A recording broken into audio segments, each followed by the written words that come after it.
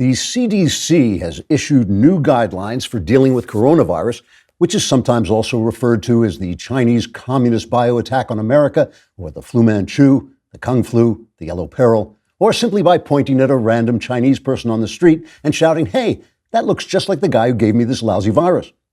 The CDC, which stands for C, DC has even corrupted the medical community, says the guidance they gave for the Delta variant won't work on the Omicron variant any better than it did on the Delta variant. So their doctors have come up with an entirely new set of guidelines in order to pass the time until they're feeling better and can get back to work.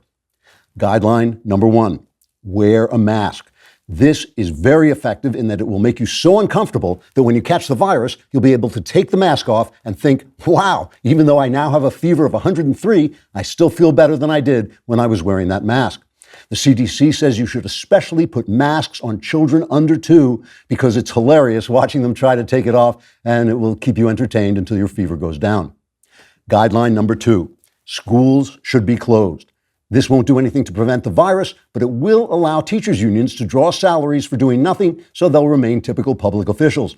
If your child tells you the school closure is causing him trauma, put a mask on him so you can pretend not to understand what he's saying. Otherwise, teachers might have to work for a living, which might cause them to vote Republican.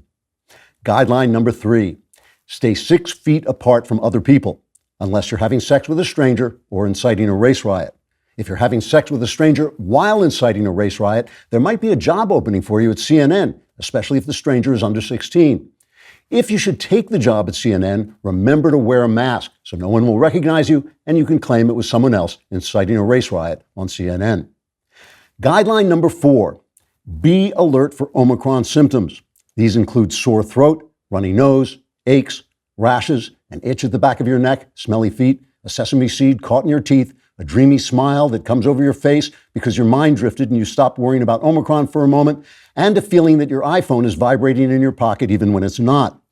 If these or any other physical feelings other than perfect bliss should occur, immediately have someone stick a wire so far up your nose it touches your brain and causes you to remember a previous life, possibly in ancient Egypt. Quarantine for 10 days while you're waiting for the test results, then put on a mask and stay home. The CDC says these guidelines will remain in effect until they stop being funny and government experts have to find some other way to entertain themselves.